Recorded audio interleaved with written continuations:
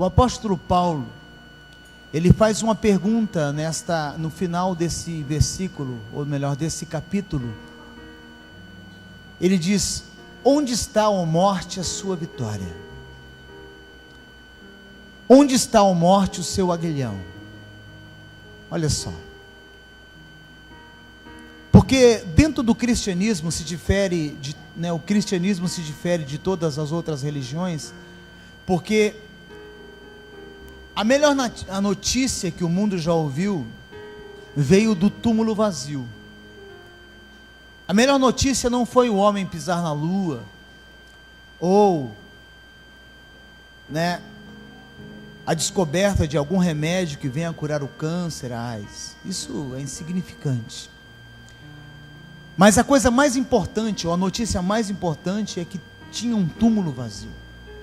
Nós cristãos temos que entender isso, porque o sepulcro vazio, preste atenção, representa que Jesus venceu a morte. A morte já não existe. Ele arranca o aguilhão. O aguilhão era uma lança que tinha em sua ponta, algumas pessoas do passado colocavam até veneno na ponta da lança, que era o aguilhão, que ao ferir a pessoa, matava a pessoa. Aí Paulo fala: onde está a morte, o seu aguilhão, o seu veneno, aquilo que talvez seja a pior coisa que nós iremos enfrentar. No túmulo vazio, algumas pessoas dizem que em Jerusalém começa a igreja lá em Atos capítulo 1, depois no capítulo 2. Mas eu tenho uma consciência que a igreja ela inicia-se no dia que o túmulo ficou vazio. No dia em que o túmulo fica vazio. Em primeiro lugar, a respeito da ressurreição, e hoje é um domingo de ressurreição, entenda isso. Concernente ao passado, nós temos que entender que Cristo ele foi anunciado morto para que eu pudesse ter uma vida plena. Em segundo lugar, quanto ao presente, ele é a pedra fundamental da nossa fé, da minha e da sua fé. E quanto ao futuro, certo? É a âncora da nossa esperança, a ressurreição. Então, baseado nesta palavra ressurreição, nós construímos o cristianismo. O cristianismo. A notícia do domingo, que correu há 2000 anos atrás aproximadamente, em toda Jerusalém, em todo local, essa notícia, certo? Foi a maior notícia que alguém poderia nos dar. Porque a história da Páscoa não termina numa sexta-feira de morte, num funeral. Se nós olharmos para o cristianismo e ficarmos somente na sexta-feira da morte de Jesus, nós não celebraríamos nada. O cristianismo não teria nenhum valor para nós, tanto para mim quanto para você. Olha só que coisa interessante.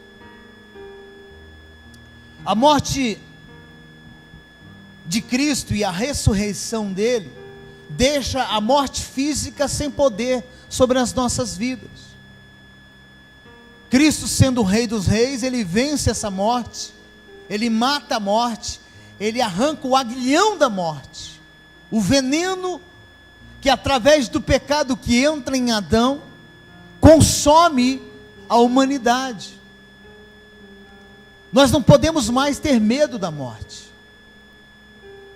Então, na ressurreição de Cristo, que foi encenado aqui pelas crianças, o túmulo que está vazio, é o maior poder que Deus poderia demonstrar e amor para com a humanidade. Porque o fator não é o nascimento do Messias, mas a ressurreição do Messias. É isso que difere. Porque todos os outros líderes religiosos nasceram, mas não ressuscitaram. Jesus Cristo, ele consegue nascer, o verbo encarnado, e ele ressuscita ao terceiro dia. é a demonstração do supremo amor de Deus e o poder de Deus. Agora, concernente à ressurreição, preste atenção nisso, certo? Ou é a maior fraude da história humana, ou é o maior trunfo que a humanidade tem. De duas, uma. Ou é o maior fato, a melhor coisa que aconteceu, a ressurreição, e hoje é domingo de Páscoa, domingo de ressurreição, ou é a maior fraude de todos os tempos, ou uma ou outra. Porque o cristianismo sem a ressurreição, ele é uma religião falida. Sem a ressurreição de Cristo, o cristianismo seria como as demais religiões, vazia, sem esperança, um museu, né, onde as pessoas não têm nenhuma expectativa para o amanhã. Imagine, olhe para mim e redobra a tua atenção, imagine o cristianismo sem a ressurreição.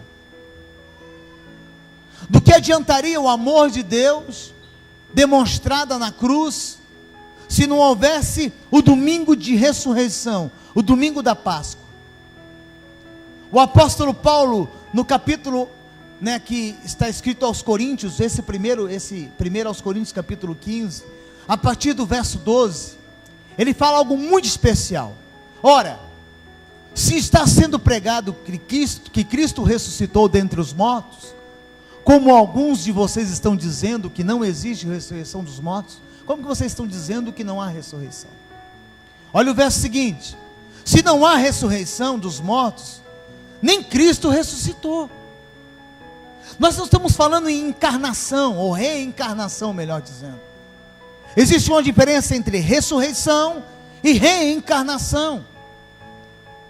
Para você ter uma ideia, não havia ainda uma religião que falasse sobre ressurreição. Tanto o judaísmo, dentro de algumas partes do judaísmo, até eles acreditavam em reencarnação. Ou então na aniquilação da vida. Depois da morte não tem mais nada. Alguns que estão aqui também acham isso, que depois da morte não tem mais jeito, acabou, não tem esperança. Ou outros ainda na teologia, na teoria, melhor dizendo, do espiritismo, pensam que vão reencarnar melhor. Já o cristianismo, ele inaugura uma ideia, ressurreição, que vence a morte e traz vida. Nenhuma religião pensa assim. Nenhuma religião, a não ser o cristianismo. Somente o cristianismo tem essa diferença. Dentro das doutrinas existe a ressurreição. E nós temos que entender o significado disso. Porque se nós não entendermos o significado desta palavra, o que significa, o que representa, o que foi encenado pelas crianças aqui, nem eu e nem você teríamos um amanhã, ou uma esperança e um futuro. Paulo continua dizendo: se não há ressurreição, Cristo não ressuscitou. E se não ressuscitou, é inútil a nossa pregação. Pregamos em vão. Porque é na ressurreição, queridos, que o cristianismo, ele tem a sua maior estrutura. É na ressurreição. Se não houver ressurreição, a nossa fé é inútil, diz Paulo. Até no que cremos, perde toda e qualquer ideia de crença. Nós estamos perdidos há aproximadamente 2000 anos. Pastor, quais são os fatos da verdadeira ressurreição de Cristo Jesus? Primeiro, Jesus aparece para uma mulher, olha o fato. Segundo a palavra de Deus, as mulheres naquela época não tinham uma autoridade para falar a respeito de fatos históricos. Para você ter uma ideia, Na época de Moisés, as mulheres elas não entravam, né, nas sinagogas para adorar ou para participar do cerimonial, do culto judaico que existia. Mas Jesus ele vem e fala para uma mulher, e essa mulher começa a anunciar a respeito da ressurreição. O que isso significa, pastor? Que naquela época uma mulher falando a respeito da ressurreição, ninguém ia dar moral para ela. Então o cristianismo ele vem nessa pilastra de ir na contramão. Segundo fato interessante, os discípulos que caminharam com Jesus, eles investiram tudo que tinham, inclusive as suas vidas. Se a ressurreição fosse um mito, uma mentira, eles teriam desistido, porque o que foi que eles pagaram para seguir Jesus até o final? Com as suas próprias vidas. Foram crucificados de cabeça para baixo, outros foram decapitados, e ninguém leva uma mentira até essa circunstância. Outro fato interessante, eles não perderam apenas uma casa, uma empresa, como é o caso de Pedro, eles morreram para anunciar essa verdade. Eles investiram a vida deles, crendo nesse fato da ressurreição, porque essa é a boa notícia. Pedro, quando tem a primeira oportunidade de pregar depois do Pentecostes, em Atos capítulo 2, ele fala a respeito disso: esse Jesus que vocês crucificaram, Deus o ressuscitou dentre os mortos. Isso difere tudo que eles imaginavam, ao ponto desses homens irem até a morte. Foram crucificados, chegaram, né, na questão de Pedro. Pedro falou: eu não posso ser crucificado como o meu mestre foi crucificado. Crucifiquem de cabeça para baixo. O fator da ressurreição. Outra coisa interessante, esses homens mudaram de vida. Esses homens mudaram de vida. O poder da ressurreição em nós tem que mudar o nosso conceito, a nossa ideia. Já não sou mais eu quem vivo, Cristo vive em mim. E o poder que agora, a vida que eu vivo agora na minha carne, vivo na fé no Filho de Deus que se entregou por mim. A mudança, a transformação. Quem era Paulo e depois quem foi Paulo. Quem era Pedro e depois o que se tornou Pedro. Quem era aqueles homens insignificantes que mudaram o mundo antigo. E eu disse aqui outrora para vocês que 12 homens, 12 mudaram completamente o mundo. Naquela época só se conheciam 4 continentes. E aqueles 4 homens cheios do Espírito Santo, na certeza da ressurreição, pegam os seus animais, cavalos ou camelos, e correm o mundo antigo. Eles levam esta palavra: o Deus que nós cremos venceu a morte e ressuscitou no 3º dia. Eles invadem aldeias, cidades, países com esta palavra. Eles não iam até esse ponto se a ressurreição fosse uma mentira. De fato, eles viram com os seus olhos, depois da ressurreição, o Cristo ressurreto, que caminhou no meio deles, que esteve com eles durante quase 50 dias. É muito importante nós falarmos a respeito dessa convicção. Nós não estamos aqui aglutinados para cantar canções. Nós não estamos aqui ajuntados apenas porque nós temos medo de ir para o inferno. Nós estamos aqui porque tem um Deus que morreu e venceu a morte, está no nosso meio e habita em nós. Essa é a certeza que nos livra de todo o mal e nos empurra contra o pecado. E se você não quer ter uma vida de pecado e continuar no pecado, é porque você não entendeu ainda a palavra da ressurreição. Fala para o teu irmão, como é que está a sua vida?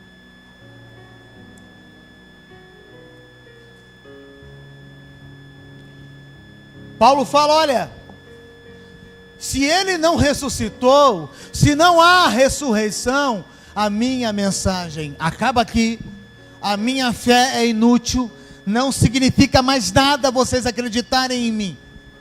Vamos voltar a fazer o que nós fazíamos antes. Fala para o teu irmão, volta para a tua religião. Porque cristianismo não é religião. Paulo continua dizendo no verso 15, ele diz: mas que isso? Seremos considerados falsas testemunhas de Deus, se não há ressurreição, se não há o poder que vence a morte. Os apóstolos, Paulo disse: eu sou uma testemunha falsa. Mas Paulo teve um encontro no caminho de Damasco, ao ponto que Deus se apresenta para ele, ressurreto, e diz: Paulo, eu vou mudar a sua vida. Você era um perseguidor de cristãos, e a partir de hoje, Paulo, você vai ser uma pessoa que vai ser representante desse cristianismo. E talvez Paulo se torne o maior embaixador de toda a história do cristianismo, porque ele teve a convicção da ressurreição. Sabe qual que é o nosso mal, querido? Olha para mim e redobre a tua atenção. Não ter certeza em quem nós cremos. Porque se você tem certeza que Cristo ressuscitou, que Cristo ressuscitou dos mortos, por que você se preocupa quando o dinheiro acaba na tua carteira? Por que você fica angustiado, sem alegria e sem vontade de viver? Ele fala: olha, nós seremos falsos testemunhas, pois contra ele testemunhamos que ressuscitou a Cristo dentre os mortos. Mas se de fato os mortos não ressuscitam, ele também não ressuscitou a Cristo.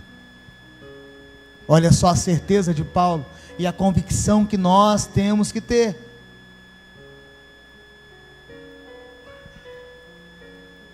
Olha só, queridos, sem ressurreição, o cristianismo é o maior engano da história. Sem ressurreição, eu estaria mentindo há 21 anos, porque foi o período em que eu me converti, e há 16 para 17 anos eu prego o evangelho. Eu estaria há 17 anos enganando a mim mesmo, se não houvesse ressurreição. Quem está entendendo?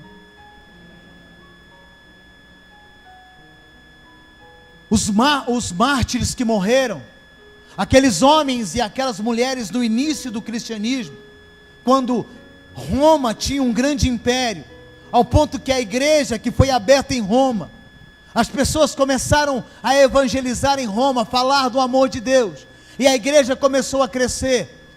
O império romano ficou assustado, pegava os cristãos e colocava nas arenas com os leões, para serem comidos vivos.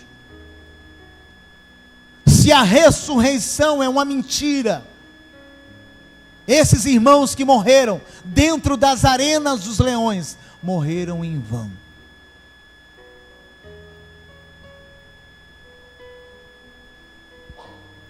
Preste atenção sobre isso. Agora, se de fato Cristo ressuscitou, existe uma diferença no túmulo. Se você for na França, da cidade, lá em Paris, você vai encontrar o túmulo de Allan Kardec, o precursor do espiritismo moderno. Se você for em Meca, você vai encontrar o túmulo de Maomé. Se você for lá na China, você encontra o túmulo de Confúcio. Se você for lá na Índia, encontra os restos mortais de Buda. Mas se você for em Jerusalém, você não encontra túmulo cheio, ele está vazio. Essa é a diferença, dá para entender isso? Algumas pessoas colocam lá frases de Confúcio, ideias de outras religiões, caminham com essas ideias, filósofos. Se nós formos em Atenas, na Grécia, muitos filósofos estão enterrados ali.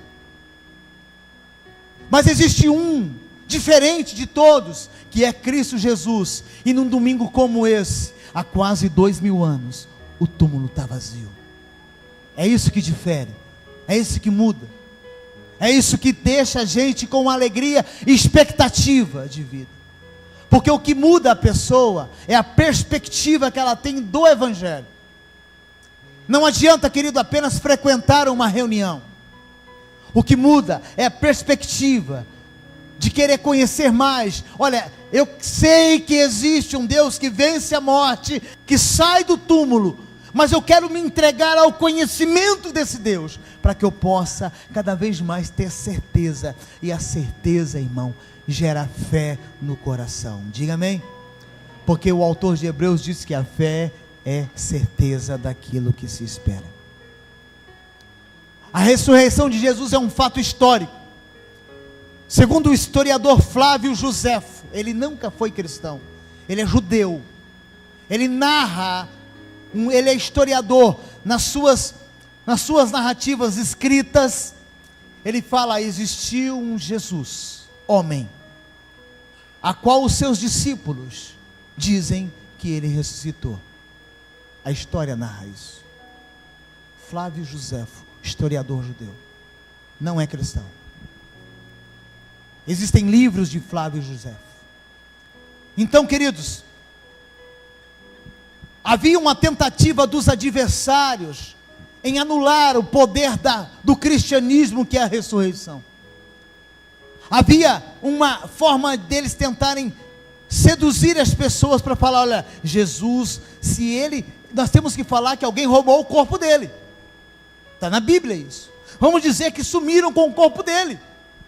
Porque se não encontrar o corpo do Messias, nós, Império Romano, religião judaica, islamismo, outra religião, nós estamos falidos.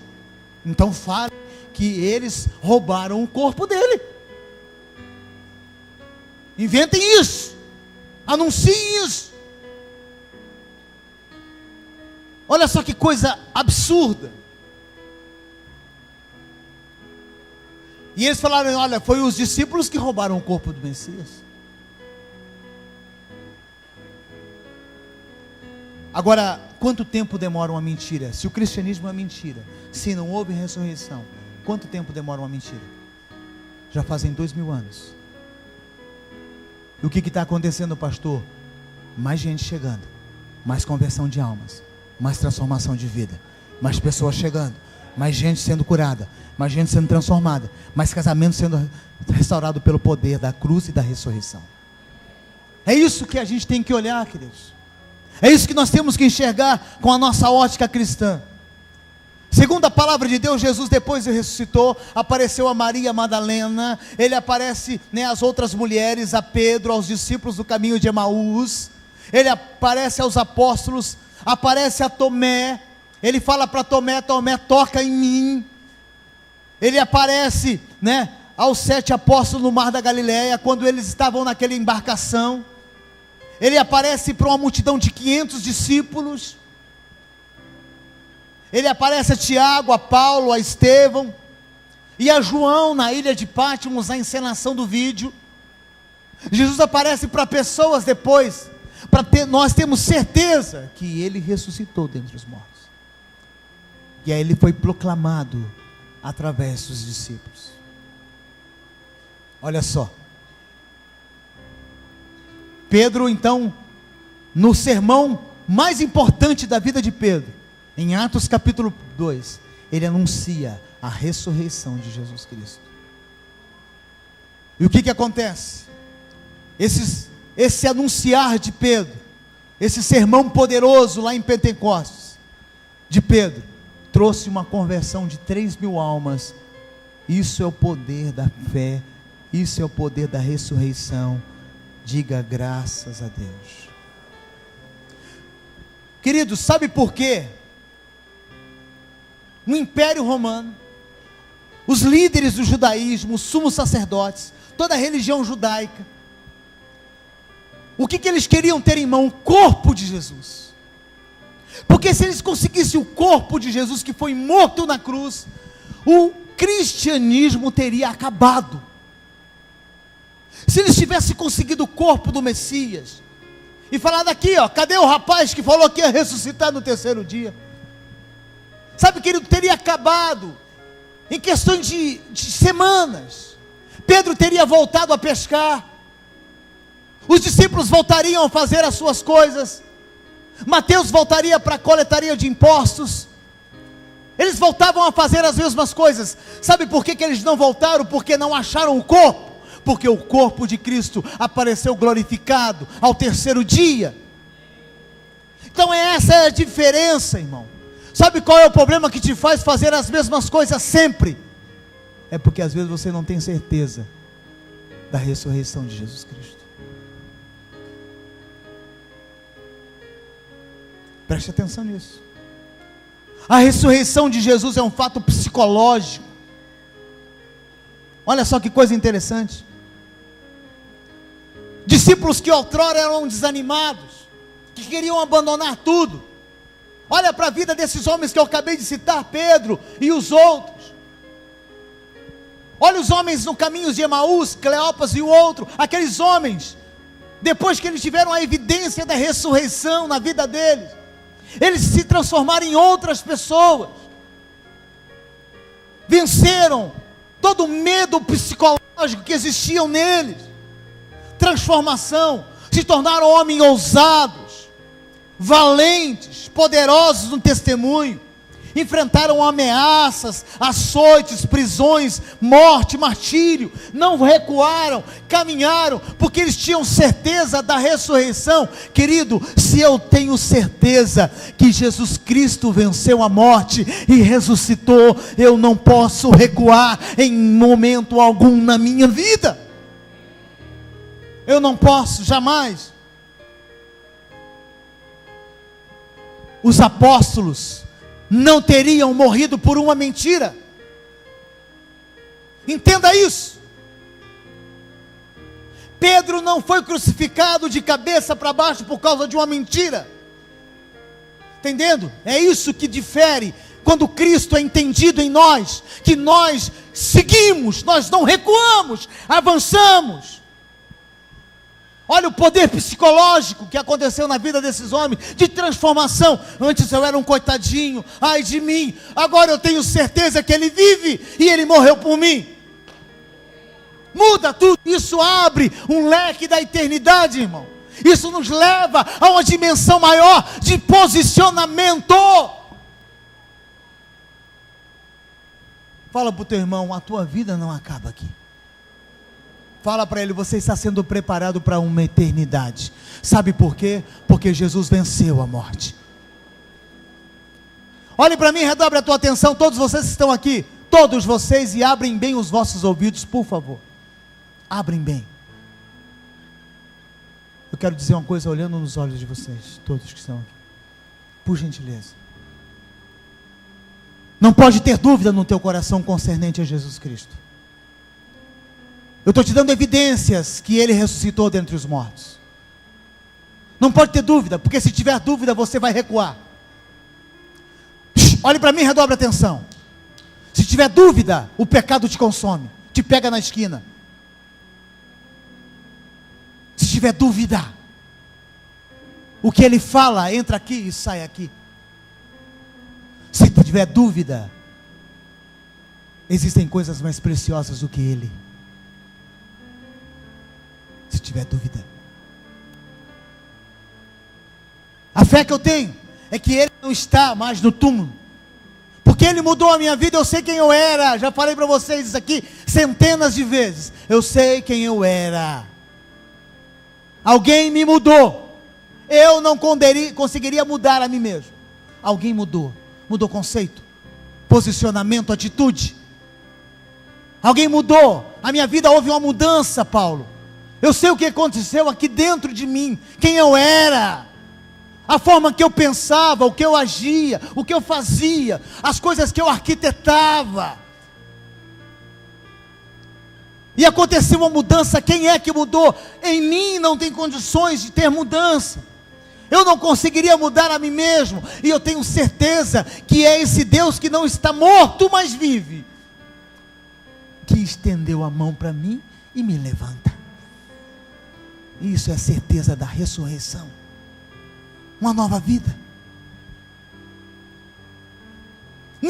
mais, olhe para mim, ninguém mais precisa me falar a respeito de Jesus e dos meus deveres para com Ele. Ninguém. Olhe para mim, redor da atenção. Nunca ninguém mais precisou falar para mim ser dizimista. Olhe para mim que eu vou falar para você, ver se você entende de uma vez por todas. Nunca ninguém mais, depois que eu aceitei Jesus, falou para mim que eu preciso ser dizimista fiel. Sabe por quê? Porque eu já entendi e a ressurreição me convenceu. Ninguém mais precisou falar para mim falar do amor de Deus para as pessoas e para mim fazer discípulos. Sabe por quê? Porque a ressurreição me convenceu. Eu não preciso de um pastor pegar no meu pé para me fazer discípulo. Eu não preciso.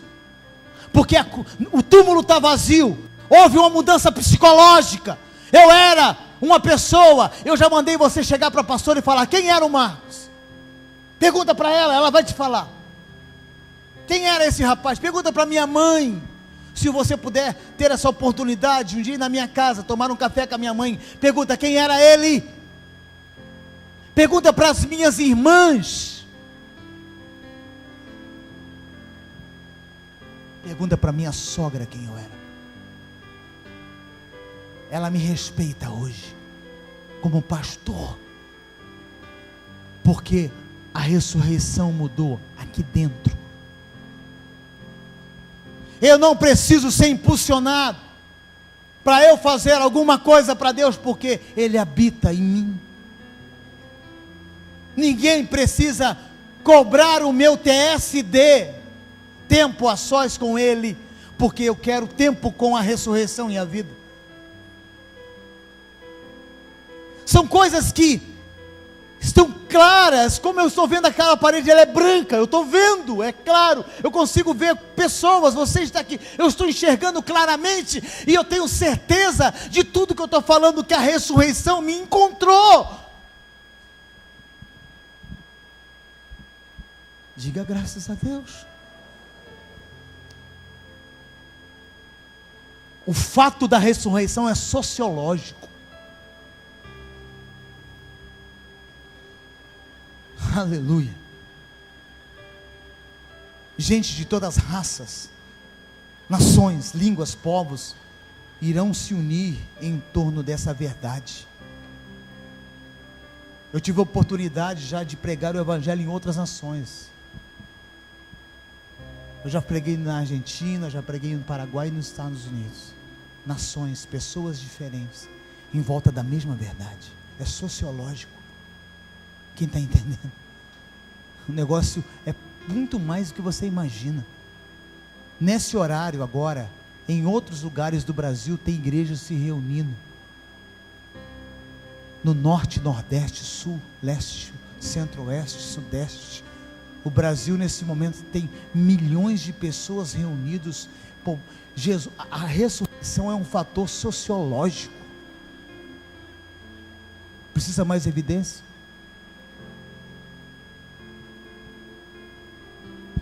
Quem está entendendo?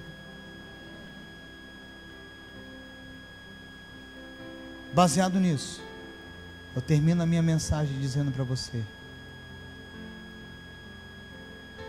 o túmulo está vazio. Falo para você, os anjos testemunharam a respeito da ressurreição, biblicamente falando, e os discípulos atestaram isso. Você morreria por uma mentira? Você morreria? Você morreria por uma mentira? Você morreria por uma mentira? Você morreria por uma mentira? Pedro morreu por uma verdade. Paulo morreu por uma verdade. Ninguém morre por uma mentira.